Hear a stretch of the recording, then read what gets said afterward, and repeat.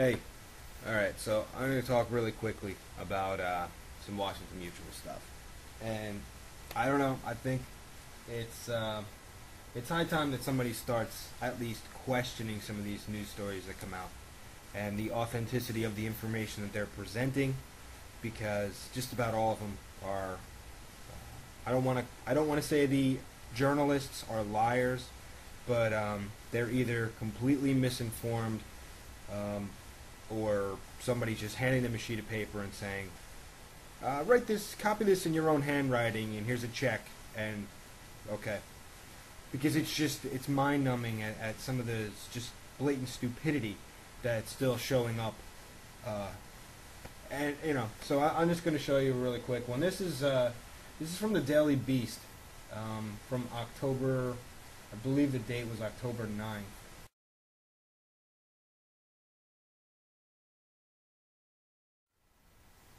October 9th.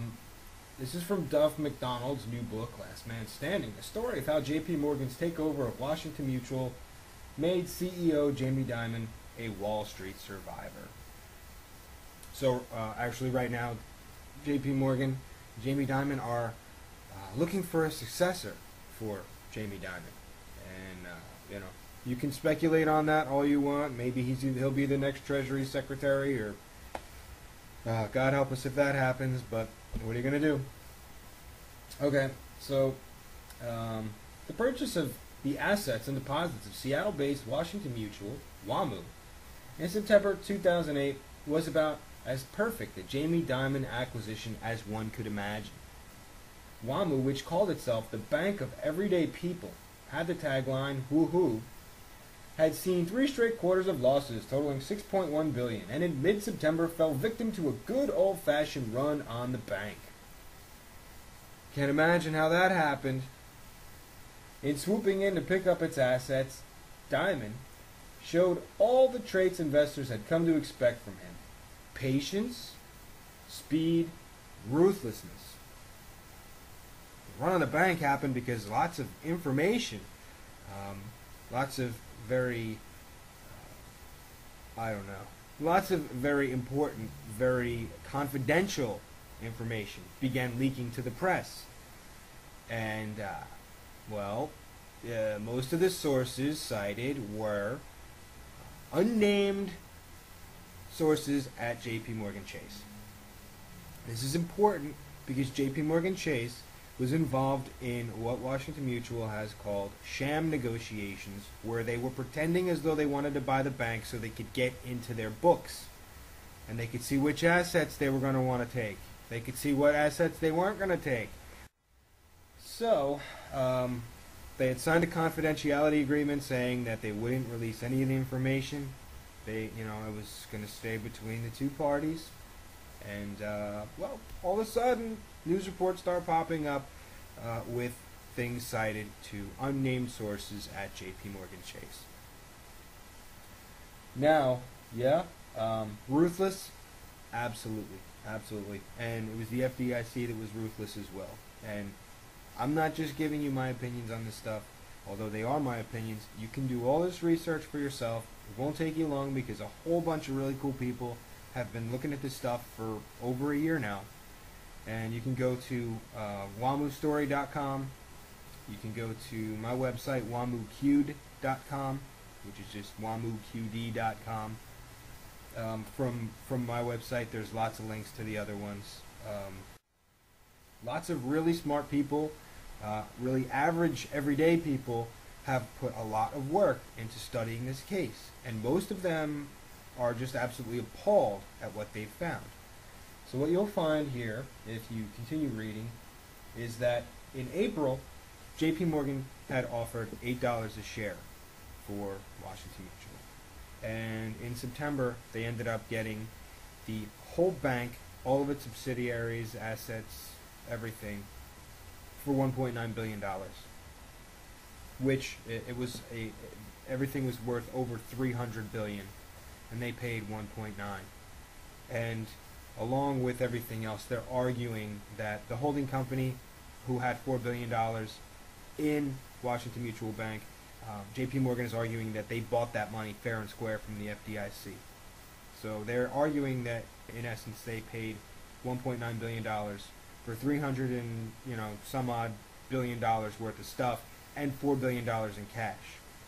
Now that's on top of the fact that WAMU FSB, WAMU Federal Savings Bank, had about $20 billion in cash that was set to be transferred into WAMU Bank to bolster it back up because of the run that was occurring at the time. And, then you get into why the FDIC chose to seize Washington Mutual on a Thursday instead of a Friday like they seize all the other banks. And then, that came up in a court filing, and the next week the FDIC seized the second bank on a Thursday, which was a really cute move. So anyway, let's see here.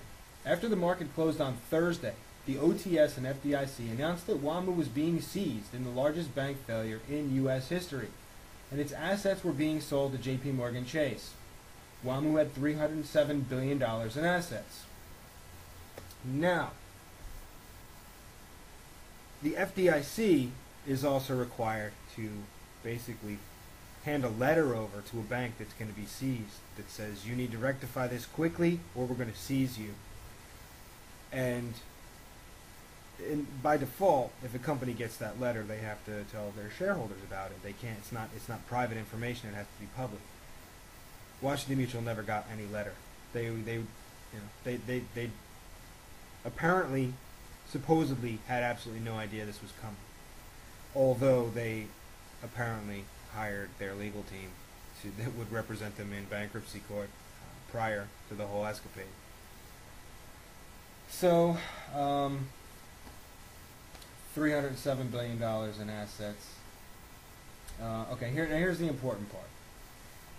The cost was a mere $1.9 billion, plus $31 billion in write-downs against the estimated future losses in WAMU's loan portfolio. Okay? So that makes it sound as though they paid $1.9 billion in cash, which is, that's not that big of a deal when you say, well, on top of that, they had to take $31 billion in losses. So really, they paid like almost $33 billion for it. There's only one problem. And remember, this just came out. This just came out October 9th or October 7th. Now, we go all the way back to May 26th. This is from the Seattle Times. WAMU's bad loans may be $29 billion windfall for JP Morgan.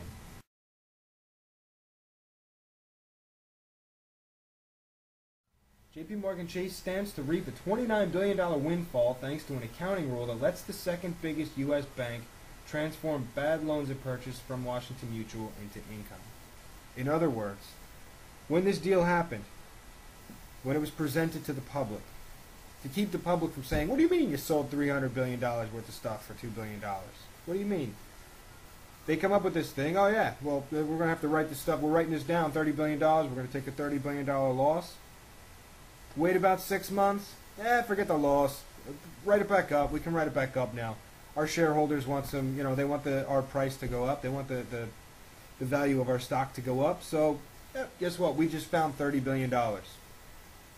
And yet, we still have people telling us, months after that they took a $31 billion write-down. And it just doesn't stop. Every article that you come across will just continuously regurgitate the same garbage. And it's always wrong. It's always wrong. So, really, all I can do is tell you, if you find courtroom drama and that kind of stuff interesting, if you care about your country and what's going on with the banking situation and the economy, basically, do a little research here. You will be amazed at what you will find. You will not believe it. I'm telling you, you'll be mind blown.